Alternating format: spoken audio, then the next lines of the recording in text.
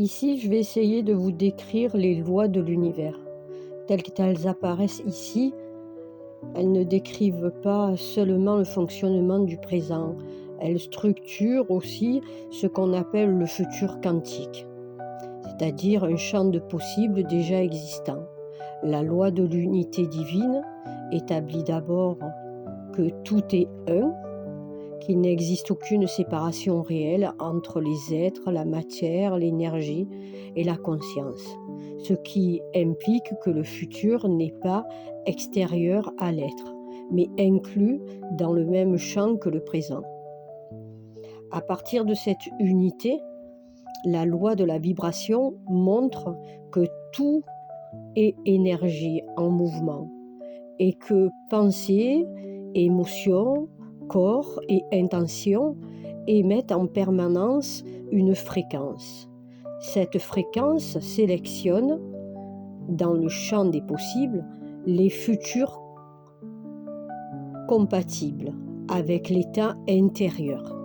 La loi de l'attraction ne crée donc pas un futur pas désir, elle opère comme un mécanisme de cohérence, ce qui est semblable d'attirer parce que l'on se déplace naturellement vers la ligne temporelle qui correspond à ce que l'on vibre réellement, en lien direct avec les croyances et les actes. La loi de l'action devient alors déterminante dans le futur quantique, car aucune ligne temporelle ne s'actualise sans mouvement incarné. L'intention sans action reste potentielle et seule l'action alignée provoque l'effondrement du possible en réalité reçue, vécue. Dès qu'une action est posée, la loi de cause à effet agit, non comme une morale, mais comme un ajustement mécanique. Chaque choix inscrit une projection et génère des effets correspondants, parfois immédiats, parfois différés.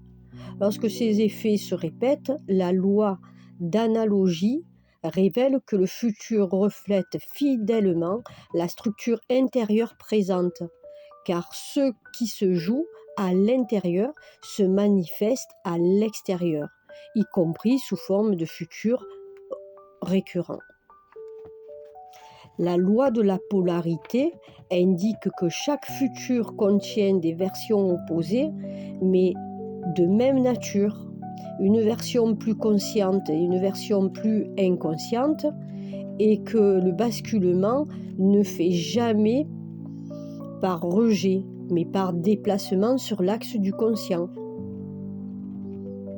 Ce déplacement demande un temps incompressible, réagit par la loi de la gestation, car même si un futur existe déjà dans le champ, il ne peut apparaître tant que le corps, le système nerveux et la maturité interne ne sont prêts à l'incarner. Ce processus s'inscrit dans la loi du rythme, puisque tous les futurs ne sont pas accessibles en même temps et que forcer un passage temporel crée la souffrance, alors que respecter les signes permet un basculement sans doute. La loi de la relativité intervient lorsque la conscience évolue. Un futur qui semblait lourd, impossible ou menaçant peut perdre sa charge simplement par changement de contexte intérieur, sans que les faits aient besoin d'être niés. À la racine de ce mécanisme agit la loi de la croissance, car les croissances fonctionnent comme des verrous quantiques qui ouvrent et ferment l'accès à certaines lignes temporelles.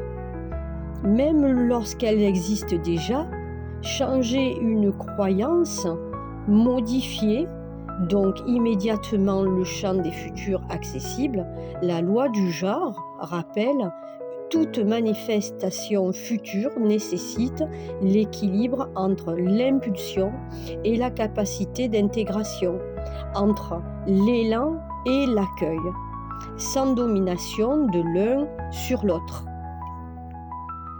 Lorsque ces lois sont respectées, la loi de transmutation de l'énergie opère naturellement.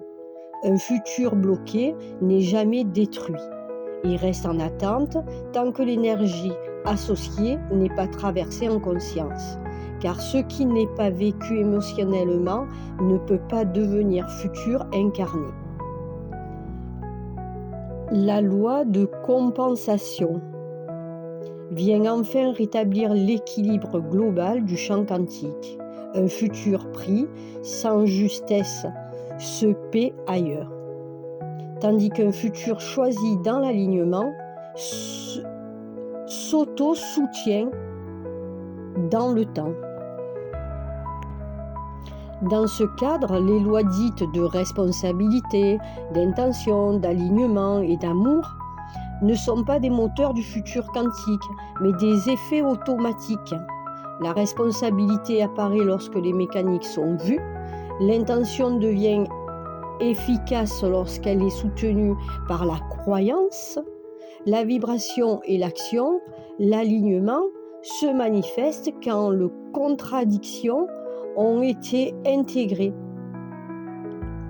Et l'amour juste émerge comme une qualité vivante lorsque la conscience et la justesse sont incarnées. Ainsi, le futur quantique n'est ni choisi par la volonté, ni créé par la pensée, mais activé par l'état de cohérence globale. Il n'existe pas un futur, mais des futurs, et le passage du karmique au dharmique correspond au passage d'un futur subi à un futur choisi par alignement et non par lutte, mais par intégration. Je vous rappelle la loi karmique. La loi karmique fonctionne par répétition du passé.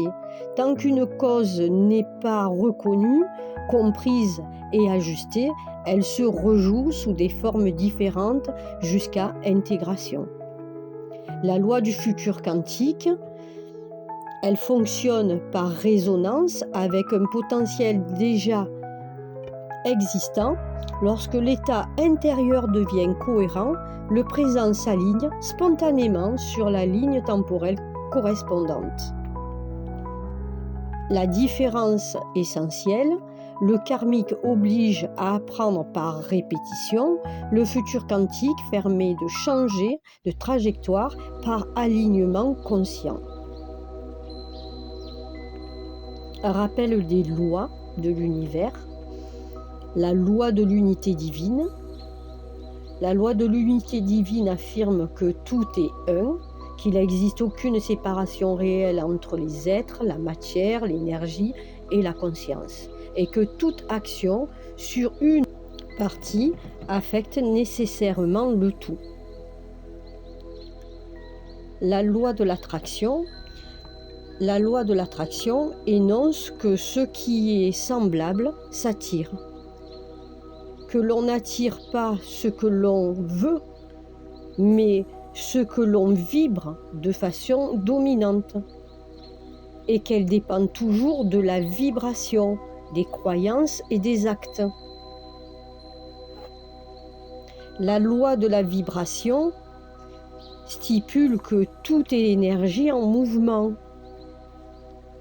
et que pensée, émotion, corps et intention émettent une fréquence perceptible à travers leur effet. La loi de l'action indique que rien ne se manifeste sans mouvement, que l'intention sans action reste potentielle et que l'action alignée déclenche la matérialisation. Que chaque cause produit un effet correspondant, non comme une punition ou récompense, mais comme un ajustement mécanique du vivant. La loi d'analogie affirme que le microcosme reflète le macrocosme et que ce qui se joue à l'intérieur se manifeste à l'extérieur, selon le principe que ce qui est en haut est comme ce qui est en bas. La loi de la polarité enseigne que toute chose possède deux pôles, que les opposés sont les mêmes natures, mais de degrés différents, et que la transformation se fait par déplacement sur l'axe et non par rejet. La loi de gestation rappelle que toute création nécessite un temps de maturation incompressible et que forcer le temps bloque le processus, tandis que le respect du temps permet l'éclosion juste. La loi du rythme indique que tout suit des cycles d'expansion et de contraction, de montée et de repos, et que résister à ces cycles crée de la souffrance, alors que s'y accorder crée de la stabilité.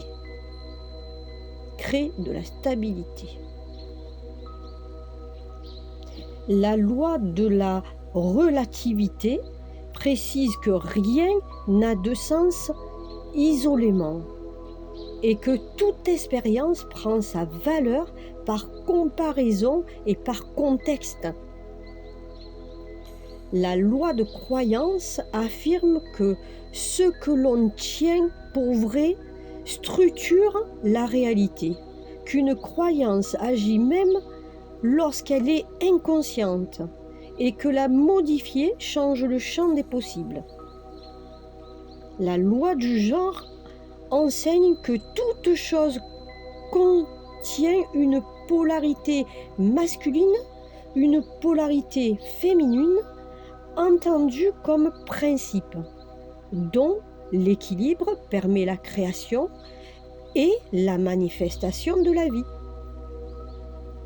La loi de la transmutation de l'énergie établit que l'énergie ne disparaît jamais, mais change de forme. D'une émotion non exprimée se transforme souvent en symptôme, et qu'une énergie rendue consciente devient ressource. La loi de compensation indique que l'univers tend toujours vers l'équilibre, que ce qui est pris sans justesse sera compressé ailleurs, et que ce qui est donné de façon juste revient autrement, parfois plus tard. La loi de l'unité affirme que tout est relié, qu'il n'existe aucune séparation réelle entre les êtres, la nature, le cosmos, et que ce que l'on fait à l'autre, on le fait à l'ensemble. La loi de la vibration rappelle que rien n'est immobile, que tout vibre, et que ce que l'on émet comme fréquence attire ce qui est de même nature. La loi de correspondance enseigne que le monde extérieur reflète l'état intérieur, que transformer l'intérieur transforme l'expérience vécue. La loi de la polarité indique que tout possède deux pôles complémentaires, comme la lumière et l'ombre, l'expansion, la contraction, et que l'équilibre naît dans leur renaissance. La loi du rythme enseigne que tout suit des cycles naturels de naissance, croissance, maturité, repos et renaissance, et que les respecter crée la paix. La loi de cause à effet affirme que rien n'arrive par hasard et que chaque action, pensée ou intention produit une conséquence ajustée. La loi de la responsabilité ce que l'on appelle le libre arbitre. Rappelle que chacun est responsable de ce qu'il choisit de nourrir et que cette responsabilité libère plutôt qu'elle n'accuse. La loi de l'intention indique que l'intention précède la forme et que ce qui est posé avec clarté, cohérence et sincérité prend corps dans le temps juste. La loi de l'alignement enseigne que lorsque pensée, parole et actes sont accordés, l'énergie circule librement et la vie se simplifie. La loi de l'amour affirme que l'amour juste, non possessif, est la force d'unification la plus puissante de l'univers, car il respecte, il relie, il pacifie et il élève.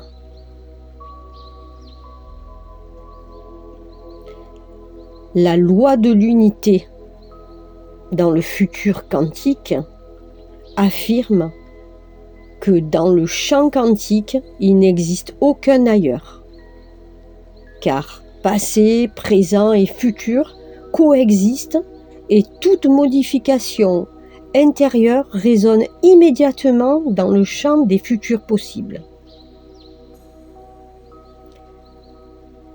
La loi de la vibration quantique indique que chaque futur possède une fréquence spécifique et qu'il est impossible d'accéder à un futur dont la vibration est incompatible avec son état intérieur actuel.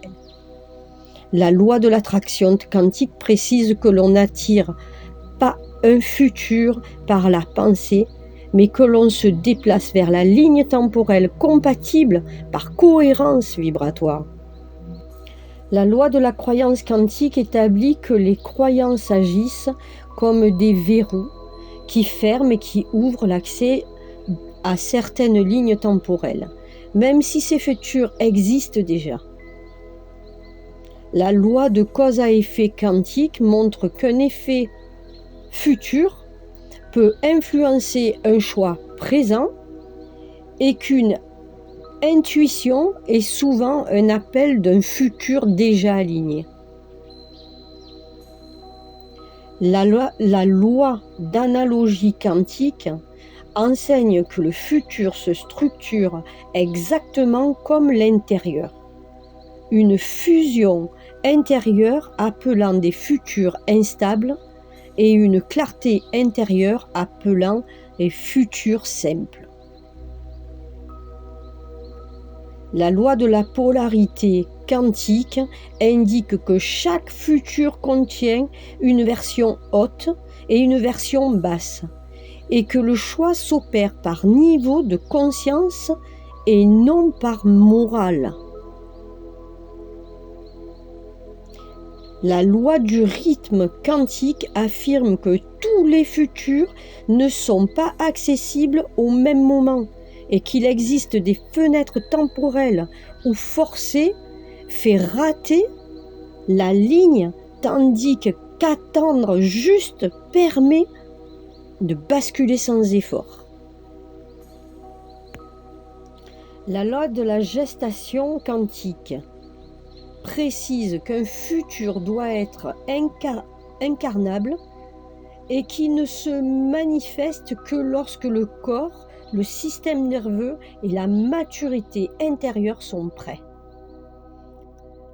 La loi de l'action quantique enseigne qu'une action juste et alignée vaut 1000 visualisations car elle provoque l'effondrement de la fonction d'onde et rend le futur réel. La loi de la transmutation de l'énergie quantique indique qu'un futur bloqué n'est jamais détruit, mais reste en attente de transmutation, car ce qui n'est pas traversé émotionnellement ne peut pas devenir futur.